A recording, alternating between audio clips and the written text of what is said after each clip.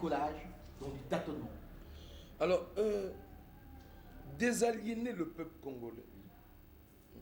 Comment comprenez-vous ce concept? Parce que je comprends que c'est la base, le socle de votre projet de société. Tout à fait. Alors, si vous voulez bien expliquer avec des cas concrets d'aliénation. Alors, vous savez, après avoir établi justement ce diagnostic en fait, d'aliénation, quand nous parlons de désaliéner le peuple, désaliéner ce pays, cela veut dire quoi? Cela veut dire que nous devons penser à des stratégies. Je ne sais pas si nous aurons justement le temps, peut-être à une autre mission, d'entrer plus dans les détails, mais nous avons élaboré de vraies stratégies de sortie d'aliénation. À commencer d'abord, n'est-ce pas, par le changement des mentalités. C'est un problème très très sérieux, n'est-ce pas, si on veut aller là.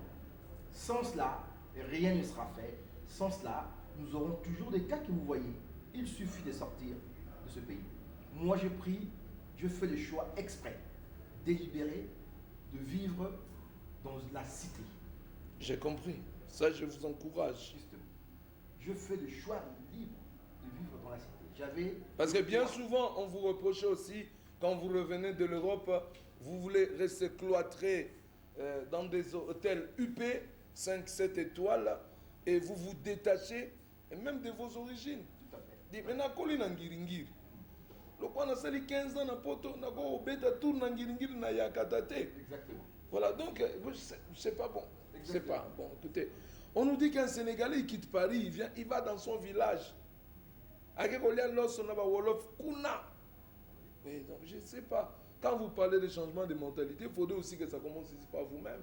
Moi qui vous parle justement. Parce que ici maintenant, même quand quelqu'un est élevé en dignité, un pasteur qui commence à monter, s'il habite Ngiringiri, il doit tout faire pour venir habiter Gombe ou Ipen ou Pigeon.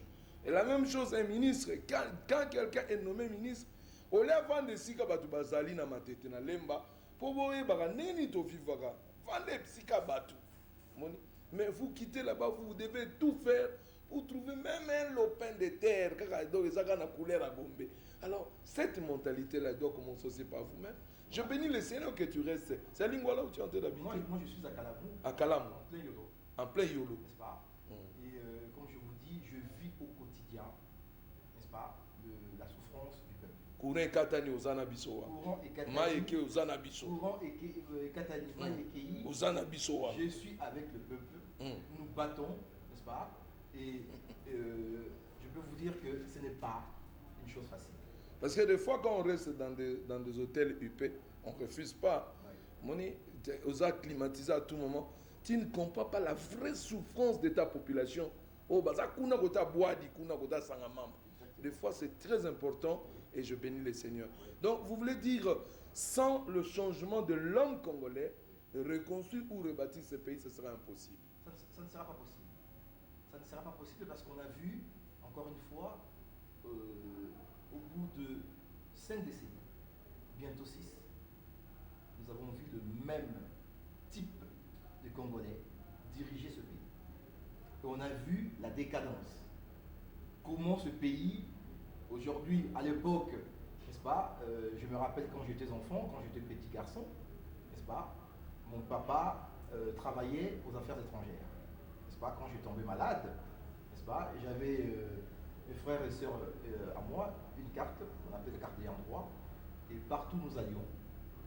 On se faisait soigner. On se faisait soigner et on avait des médicaments, n'est-ce pas, qui étaient pris en charge par l'État. Ce même ministère des Affaires étrangères, aujourd'hui, où travaille ma sœur, n'est-ce pas, qui elle est chef du personnel, n'est-ce pas, qui doit gagner dans les $55 et qui dernièrement est tombé malade, n'a pas pu être soigné faute d'argent, malgré sa carte d'ayant droit.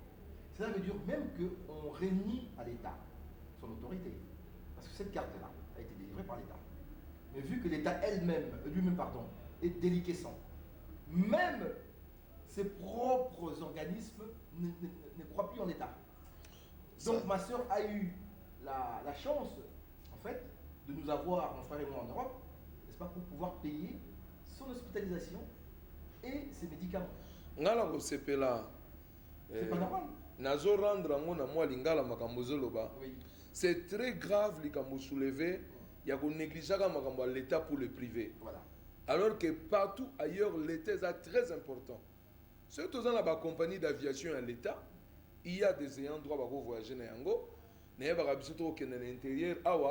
Si vous avez une compagnie à l'État, les étudiants ont un tarif étudiant, les bana ont un tarif bana. Mais dans le privé, cette histoire-là n'existe pas. Si vous avez des hôpitaux à l'État, il y a bien, il y a l'accès aux soins à Banegonios. Je ne vous coupe pas la parole. N'est-ce pas? Rappelez-vous, à l'époque, un étudiant, lorsqu'il s'est présenté dans un hôpital, un étudiant, il y avait un tarif il suffisait simplement qu'il présente sa carte étudiant. On ne cherchait même plus à savoir de qui il venait ou d'où il venait. Parce qu'on avait conscience que cette personne représentait l'avenir de ce pays. Mais aujourd'hui, quel est l'avenir de ce pays? L'avenir de ce pays, tout à l'heure en venant dans votre studio, je traversais, je vous dis, j'habite mon quartier de Calamo à Yodo Sud, je traversais tout mon quartier et je rencontrais au niveau de la place de la Victoire des jeunes enfants de 7, je crois, 5 ou 7 ou 11 ans, couchés par terre. C'est ça l'avenir du pays. C'est ça que vous voulez léguer justement à ce pays. Une jeunesse bafouée, une jeunesse trahie, une jeunesse négligée. Non. Pas du tout. Et la situation, nous parlions de la situation de ce peuple. Mais ce peuple souffre. Ce peuple souffre parce que son pays est malade. Et ce pays, c'est notre maman. On appelle ça la mère patrie. Nous, d'où nous sommes là-bas en Europe ou en Amérique, n'est-ce pas? Nous souffrons de voir notre maman souffrir.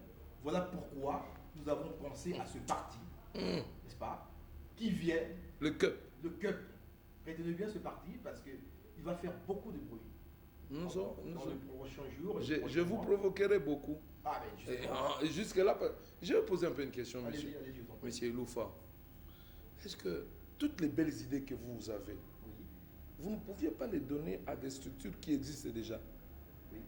Fallait-il que nécessairement vous-même, vous puissiez créer un parti politique? Et si maintenant tout Congolais qui a de bonnes idées créer un parti politique, nous serons dans un pays à 60 millions d'habitants, mais 50 millions de partis politiques. Est-ce que vous savez que nous sommes un des rares pays au monde qui bat les records de nombre de partis politiques? En 2006, il y avait plus de 700 partis politiques enregistrés. 50 candidats chefs de l'État. Vous voyez, donc je ne sais pas. Comment vous pouvez réagir? Vous ne pouvez pas savoir à quel point... 700 partis politiques, nulle part au monde. Oui. Vous ne pouvez pas savoir à quel point je vous remercie pour cette question. Vous me demandez à moi, Napesa Maman Nangaï Congo, Namaboko, n'est-ce pas? Et à Batou, pour me été. Justement. Vous me dites que j'ai de bonnes idées, n'est-ce pas? Pourquoi je ne donne pas à ces gens-là? Vous savez, tout à l'heure, je vous disais le travail de notre président Moulano. Le travail fait pour réaliser justement cette vision aliénation, désaliénation, inaliénation. Il a été reçu à l'ONU, reçu par l'ancien président Carter, et reçu par les sénateurs américains au Sénat, n'est-ce pas? Qui, ayant vu son travail, se sont dit, mais tiens, mais messieurs, c'est exactement ce type de dirigeants pour votre pays que nous cherchions. Mais on a aussi peur. Et les gens qui sont... Laissez-moi finir par rapport à votre question, c'est-à-dire... Voilà. C'est cela qu'on pourra terminer aussi. Oui, tout à fait. C'est-à-dire qu'en lui disant ça, on reconnaît en même temps le travail qu'il a effectué et le sérieux du travail. Que c'est avec ces genres de messieurs, ces genres de dirigeants au Congo, que nous pouvons sortir ce pays du marasme, encore une fois, dans lequel il se trouve. Vous me demandez de bonnes idées. Pourquoi ne pas donner aux autres qui sont déjà là? Vous avez vu, on est en train de construire un hôpital là, on a peut-être du cinquantenaire. Moi, je veux bien qu'on marque le cinquantenaire d'indépendance. Et encore, que nous ne sommes pas encore indépendants. Ça, c'est un mot. On n'est pas indépendants. Le Congo, comme certains autres pays de l'Afrique, nous ne sommes pas indépendants. La clé de notre maison se trouve ailleurs. Et c'est cette clé-là, justement, que nous voulons aller chercher, récupérer. Et nous avons su, nous savons où elle est. Vous avez la possibilité de la récupérer? Oui. Nous aurons cette possibilité justement lorsque comme nous l'a demandé M. Carter à notre président Mouladou, lui a demandé allez me chercher la légitimité de votre peuple et revenez-nous avec cette légitimité. Vous avez vu, votre clé, elle est là. Vous revenez la chercher lorsque vous aurez récupéré la légitimité de votre peuple. 2 dernières questions. Allez-y. Avant de terminer, je vais organiser une émission beaucoup plus élaborée avec vous. Oui. Parce que je sens les idées là. Et 45 minutes déjà manquées. Je me sens très flatté. Je vais chercher un temps. Oui. Parce que j'ai 2 grandes préoccupations. La première. Ici, les gens ont peur. Des gens qui sont en très bonne relation avec la communauté internationale. Les FMI, Banque mondiale et autres. Parce qu'on a comme l'impression que ces gens, quand ils viennent ici, ils font non pas la politique du pays, mais la politique des bailleurs de fonds, sans citer des noms. Vous voyez, aujourd'hui tout le monde sait que Ouattara, c'est le candidat de la communauté internationale. Je ne sais pas. Là, on est en train de toucher les questions de fond. Ça, c'est ma première préoccupation. Ma deuxième et la dernière préoccupation. Non, je préfère que vous répondiez d'abord à celle-là et on va prendre la dernière préoccupation. Votre intelligence me frappe beaucoup. Merci. Très franchement, parce que vous êtes en train vous-même de poser des questions dans lesquelles se trouvent les réponses. Ah, merci beaucoup. Vous êtes en train de nous dire que vous avez peur de négocier ou de voir ces grands messieurs et du FMI, de la Banque mondiale, de je ne sais quelle Union européenne, venir ici parce que finalement, ils ne travaillent pas pour, ils ne font pas une politique pour le peuple de ce pays, mais pour les leurs. Mais justement, c'est parce que ce pays est aliéné. Nous n'avons pas la clé de notre maison, nous n'avons pas les éléments de notre pouvoir. Nous ne les avons pas. Il faut aller d'abord les récupérer. Pour cela, il faut commencer par désaliéner ce pays. Nous sommes sous la coupe, encore une fois, de ces grands messieurs.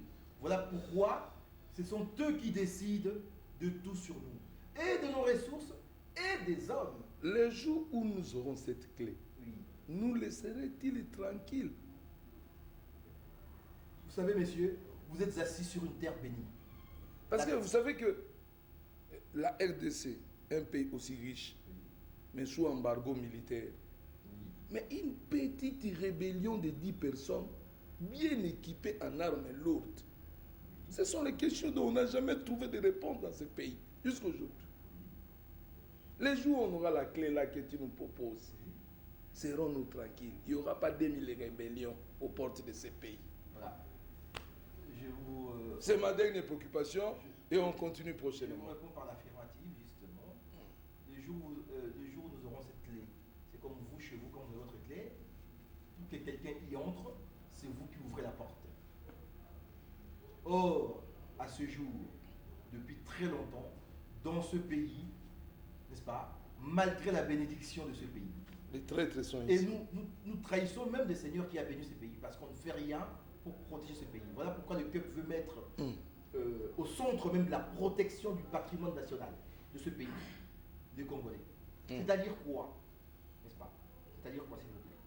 C'est-à-dire que demain, avant que quiconque, lorsque nous aurons la clé de la maison, avant que quiconque ne prenne une décision sur le Congo, il doit passer par le Congolais, le fils de ce pays. À ce jour, encore une fois, il y a, pendant que nous discutons ici, vous et moi, il y a des officines que vous et moi ne connaissons pas, situées je ne sais où, qui décident de l'avenir et du sort de ce pays, qui décident de ses matières premières, qui décident de ses hommes et qui décident aujourd'hui de sa forêt. Est-ce que vous savez qu'aujourd'hui, la forêt équatoriale détenue par le Congo, ce pays si béni, n'est-ce pas, à 85%, même 90% je crois, est le deuxième poumon du monde, après l'Amazonie. Mais est-ce que vous savez combien nous percevons pour ça? Combien? Demandez à vos dirigeants. Ils ne savent pas. Et pourtant, le Brésil vit de sa forêt. Et pourtant, le Brésil Vit de sa forêt. Exactement. Le